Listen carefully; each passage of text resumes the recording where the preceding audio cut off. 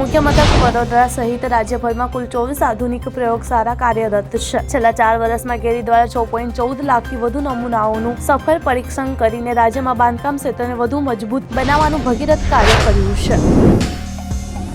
સોના અને ચાંદીના ભાવમાં ફરી વધારો જોવા મળી રહ્યો છે. સોનાનો ભાવ લગભગ ₹359 વધ્યો છે, જ્યારે ચાંદી પણ ₹1319 વધી છે.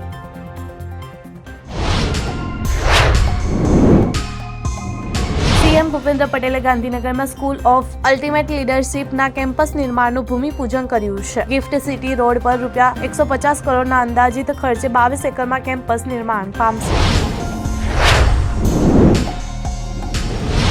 આરબીઆઈએ મુંબઈ સ્થિત ન્યૂ ઇન્ડિયા કોઓપરેટિવ બેંક પર પ્રતિબંધ લાદ્યો છે. બેંક ગ્રાહકો પોતાના પૈસા ઉપાડી શકતા નથી, એટલું જ એફડી વગેરે પર પણ પ્રતિબંધ મૂક્યો છે. રણવીર અલ્હાબાદિયાએ યુટ્યુબ શો ઇન્ડિયાઝ ગોટ લેટેન્ટના અશ્લીલ ટિપ્પણીઓ કર્યા બાદ દેશના વિવિધ રાજ્યોમાં તેની વિરુદ્ધ ફરિયાદો દાખલ કરવામાં આવી છે, જેના સંદર્ભમાં રણવીરે હવે સુપ્રીમ કોર્ટનો દરવાજો ખખડાવ્યો છે. વડાપ્રધાન નરેન્દ્ર મોદીએ ગુરુવારે યુએસમાં પ્રમુખ ડોનાલ્ડ ટ્રમ્પ સાથે મુલાકાત કર્યા બાદ સંયુક્ત પ્રેસ કોન્ફરન્સને સંબોધિત કરી હતી. આ દરમિયાન પીએમએ ભારત સાથે અમેરિકાના સંબંધોને વધુ સુધારવાની વાત કરી હતી. બોલિવૂડના પ્રખ્યાત સંગીતકાર અને ગાયક વિશાલ દદલાણી વિશે એક મોટા સમાચાર સામે આવ્યા છે. તેમનો એક મોટો અકસ્માત થયો છે. આ અકસ્માતને કારણે તેમણે પુણેમાં પોતાનો કોન્સર્ટ મુલતવી રાખ્યો છે.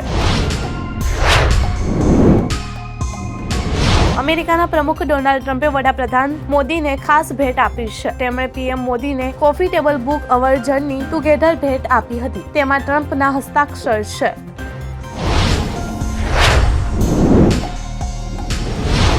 રશિયાએ યુક્રેનના ચેર્નોબિલ ન્યુક્લિયર પાવર પ્લાન્ટ પર ડ્રોનથી હુમલો કર્યો છે, જેમાં પરમાણુ પાવર પ્લાન્ટના સંવેદનશીલ ભાગને મોટું નુકસાન થયું છે. યુક્રેનના રાષ્ટ્રપતિએ કૃતિ સેનન પોતાના બોયફ્રેન્ડ કબીર બાહિયા સાથે વેલેન્ટાઇન ડે મનાવવા માટે ચાર્ટર ફ્લાઇટમાં વહેલી સવારે રવાના થઈ છે. તે મુંબઈના કાલિનાઈ ખાનગી એરપોર્ટ પર 12 ફેબ્રુઆરીએ વહેલી સવારે પહોંચી હતી.